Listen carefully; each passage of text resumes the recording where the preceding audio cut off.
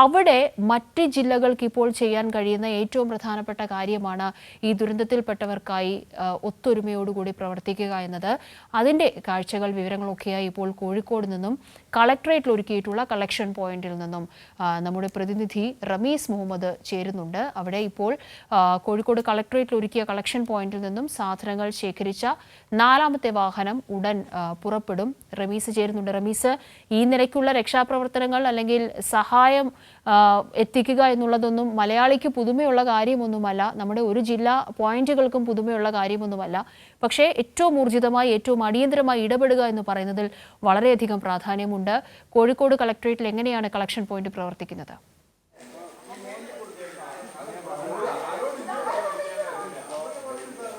കാവ്യ, ഈ വയനാട് ദുരന്തമുണ്ടായപ്പോൾ തന്നെ കോഴിക്കോട് കളക്ടറേറ്റിൽ അവിടത്തേക്കുള്ള സഹായങ്ങൾ പരോക്ഷമായും പ്രത്യക്ഷമായും ഒക്കെ എത്തിക്കാനുള്ള വലിയൊരു സഹായം ഒരുക്കാനുള്ള പ്രവർത്തനങ്ങളെല്ലാം തന്നെ തുടങ്ങിയിട്ടുണ്ട്.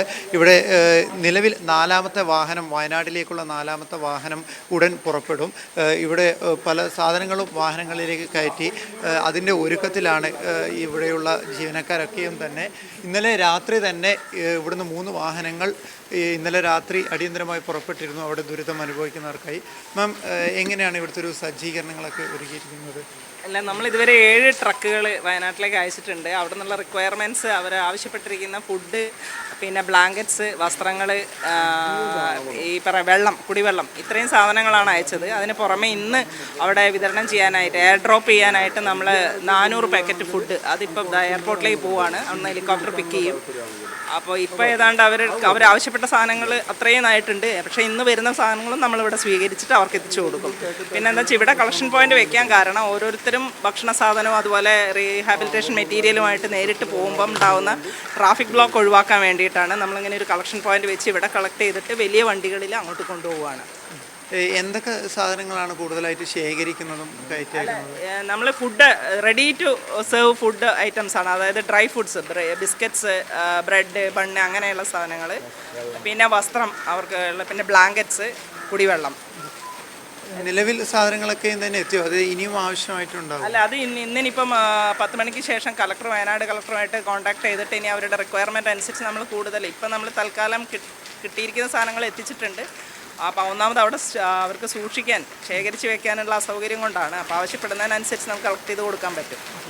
മാം, ഇതിപ്പോൾ ആളുകൾ കണ്ടുകൊണ്ടിരിക്കുകയാണ്. അപ്പം എന്തെങ്കിലും ആവശ്യം ഇപ്പം നിലവിൽ ഇവിടത്തേക്ക് ആളുകളിൽ നിന്ന് വേണ്ടതുണ്ടോ? അങ്ങനെ ഉണ്ടെങ്കിൽ അതാണ് പറഞ്ഞത്. അതൊന്ന് വയനാട് കളക്ടറേറ്റ് കോർഡിനേറ്റ് ചെയ്തിട്ട് കുറച്ച് സമയത്തിന് ശേഷം കളക്ടർ അറിയിക്കുക എന്നാണ് പറഞ്ഞിരിക്കുന്നത്.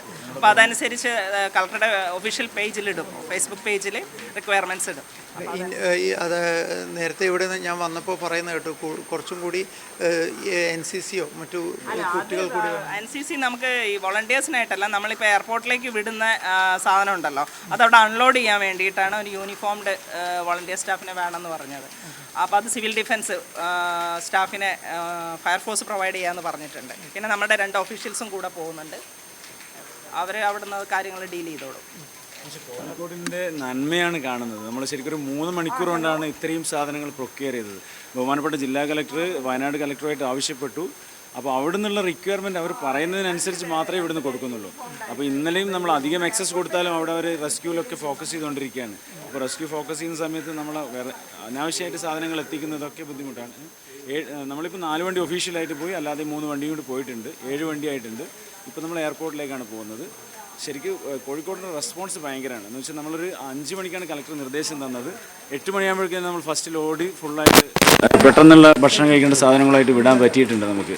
അപ്പോൾ ഇന്നും ബഹുമാനപ്പെട്ട കളക്ടർ വയനാട് കളക്ടറുമായിട്ട് സംസാരിച്ചിട്ട് അവിടുത്തെ റിക്വയർമെൻറ്റിനനുസരിച്ച് മാത്രമേ നമ്മൾ സാധനം കളക്ട് ചെയ്യുന്നുള്ളൂ, പോകുന്നുള്ളൂ. അതൊക്കെ നമ്മുടെ ഒഫീഷ്യൽ സോഷ്യൽ മീഡിയ പേജിലൂടെയാണ് ജനങ്ങളെ അറിയിക്കുന്നത്. നമ്മൾ അധികം വേണ്ടാത്ത സാധനങ്ങൾ അവിടെ എത്തിച്ചാലും ബുദ്ധിമുട്ടാണ്. ആവശ്യങ്ങൾക്കനുസരിച്ചാണ് നമ്മൾ കൊടുത്തുകൊണ്ടിരിക്കുന്നത്.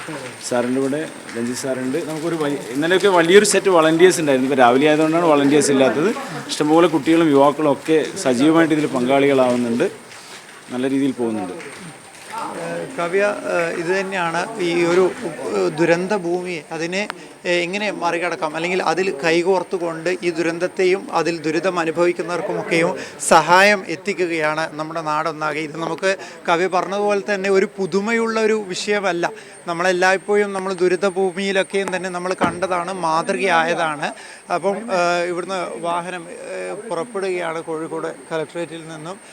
നിലവിൽ 7 വാഹനങ്ങളാണ് കോഴിക്കോട് ജില്ലയിൽ നിന്ന് മാത്രമായി പുറപ്പെട്ടിട്ടുള്ളതെന്നാണ് അറിയാൻ കഴിഞ്ഞത്. മറ്റ് ജില്ലകളിൽ നിന്ന് തന്നെ ഇതിലും ഒക്കെയും ആയിട്ടുള്ള വാഹനങ്ങളൊക്കെയും തന്നെ പുറപ്പെടുന്നുണ്ട്. എന്തായാലും അവിടെ ദുരിതം അനുഭവിക്കുന്നവർക്ക് പെട്ടെന്ന് തന്നെ അതിൽ നിന്ന് തിരിച്ചു വരാനുള്ള എല്ലാ സഹായങ്ങളും നൽകാൻ തന്നെയാണ്, അല്ലെങ്കിൽ അതിനായി കൈകോർക്കാൻ തന്നെയാണ് നമ്മളുടെ എല്ലാവരുടെയും തന്നെ ഒരു തീരുമാനവും. അത് തന്നെയാണ് നമ്മളുടെ ആഗ്രഹവും. കാവ്യ, ആ ലോറിയിൽ പതിപ്പിച്ചിരിക്കുന്ന ബാനർ ശ്രദ്ധിച്ചോ? വയനാടിനായി കോഴിക്കോടിൻ്റെ കൈത്താങ്ങ്. ഇങ്ങനെ ഓരോ ഇടത്തും ബാനർ ഒരുങ്ങിയിട്ടുണ്ട്, ഓരോ ഇടത്തും വലിയ ട്രക്കുകൾ സജ്ജമായിട്ടുണ്ട്. റമീസ് വിവരങ്ങൾ എത്തിക്കുകയായിരുന്നു.